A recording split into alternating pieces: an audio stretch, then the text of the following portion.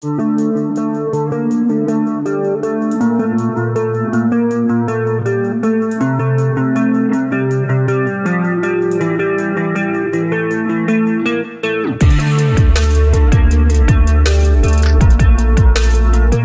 route est la première cause de mortalité pour les 15-24 ans et la majeure partie des accidents, notamment pour les jeunes piétons, ont lieu près du domicile ou de l'école.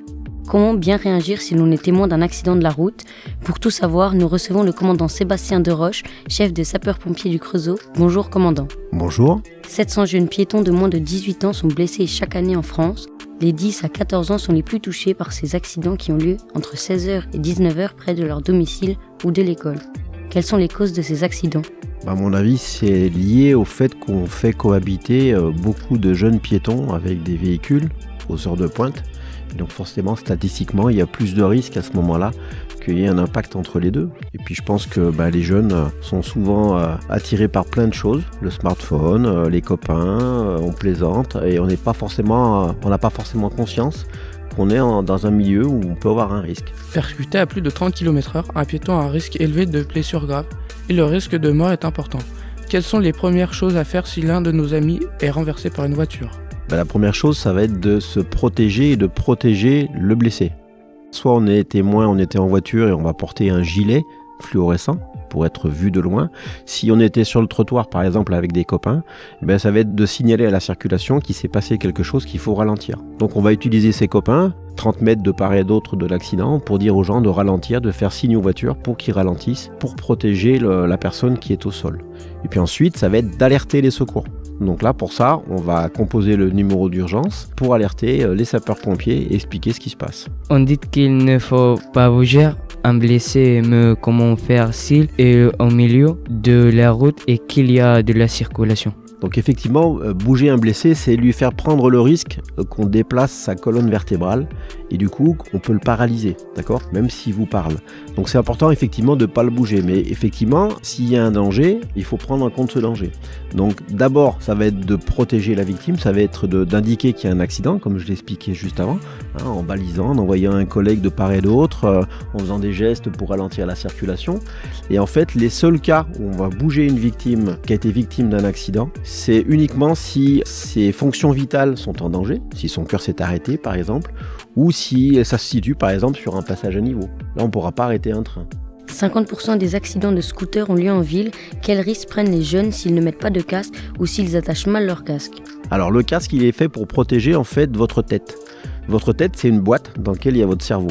Le cerveau, c'est lui qui commande tout ce qui fonctionne dans votre corps humain. Et donc forcément, si vous tapez la tête, vous risquez de perdre l'organe qui commande tout votre corps humain. Et donc vous risquez plein de séquelles graves, voire de mourir très rapidement. Donc c'est pour ça que c'est important de protéger sa tête. Et on protège sa tête, la seule solution qu'on a quand on n'est pas dans une voiture, c'est de porter un casque.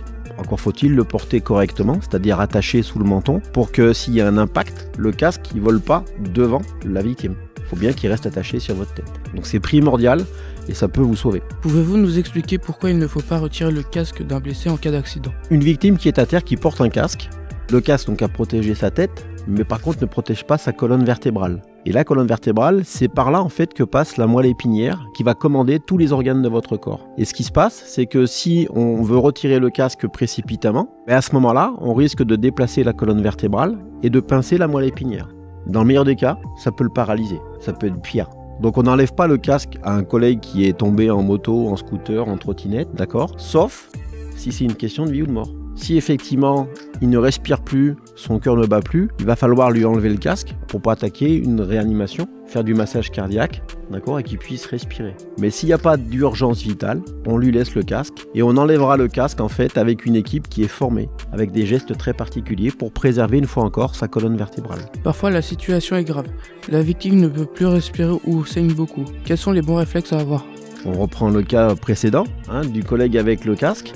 Si on se rend compte qu'il ne respire plus, à ce moment-là, il va falloir lui retirer son casque et attaquer un massage cardiaque. Si c'est un saignement abondant, c'est pareil. On a à peu près 5 litres de sang dans le corps humain. Si le saignement est abondant, il va se vider de son sang. Une fois qu'il n'y a plus de sang, en fait, il va mourir. Donc là aussi, il va falloir agir rapidement en posant un linge et la main sur l'endroit où ça saigne pour limiter justement l'hémorragie, limiter la perte de sang. Pourquoi ne faut-il pas donner à boire ou manger à une victime? C'est pas un besoin urgent de lui donner à boire ou à manger, d'accord? Même s'il a soif.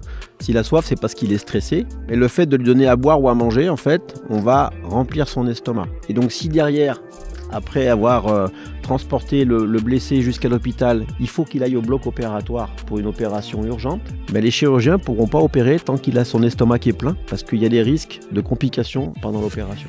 En plus de ça, pendant le transport, il risque de vomir et de s'étouffer. Donc voilà pourquoi il ne faut pas donner à boire ou à manger à quelqu'un qui est blessé. En voiture, 2 enfants sur 3 ne sont pas ou mal attachés. Que risque-t-il en cas d'accident? Alors ça, c'est une question très intéressante et très importante. En fait, tout ce qui est dans la voiture, qui n'est pas attaché, au moment où la voiture va s'arrêter brutalement, parce qu'elle a percuté un arbre, percuté un mur ou une autre voiture, en fait, tout ce qui est à l'intérieur va continuer à circuler à la vitesse où vous roulez. Et donc ça veut dire que ça devient des projectiles qui peuvent vous taper la tête, qui peuvent être éjectés, et a fortiori, si c'est des enfants, ça veut dire que non seulement ils peuvent vous blesser parce que eux vont être projetés à l'avant, mais ils peuvent être éjectés de la voiture, passer au travers du pare-brise, et on va les retrouver quelques dizaines de mètres plus loin dans un état qui sera forcément grave. Donc c'est primordial d'attacher les enfants à l'arrière dans les véhicules, avec les organes de sécurité qui sont prévus pour ça, la ceinture, les sièges bébés, c'est vraiment fait pour amortir et permettre la sécurité et éviter que les enfants soient projetés, mais c'est valable pour n'importe quelle chose qui sont dans la voiture.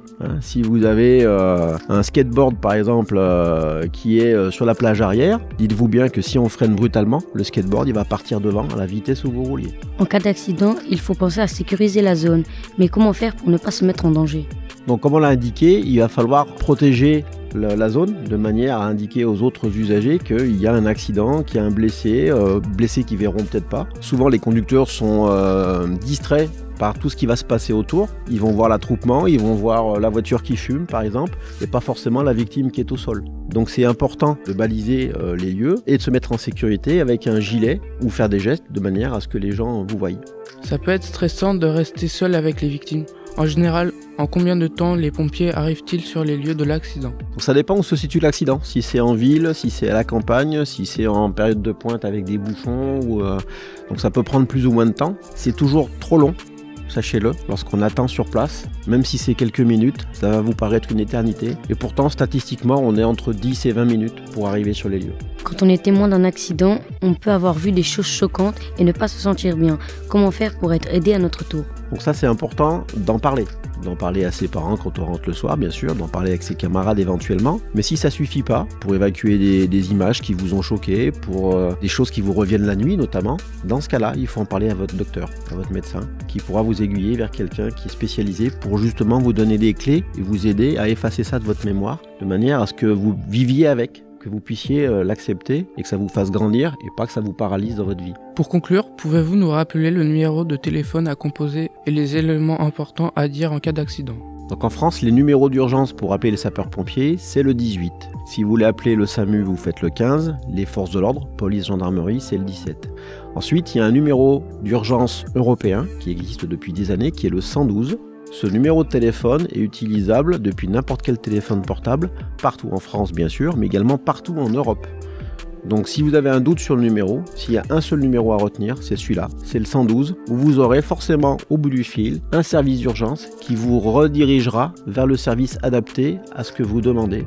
Si c'est pour un cambriolage, si c'est pour un accident de circulation, si c'est pour un malaise, ils vous donneront les services compétents pour intervenir le plus vite possible. Merci beaucoup au commandant Sébastien Deroche, chef des sapeurs-pompiers du Creusot, d'être venu répondre à nos questions. Cette émission a été réalisée par les élèves du collège Croix-Menée situé au Creusot, en atelier scolaire avec Radio Aléo, dans le cadre d'un partenariat avec la préfecture de Saône-et-Loire. Vous pouvez retrouver toutes les émissions sur le site radioaléo.fr. Merci à vous.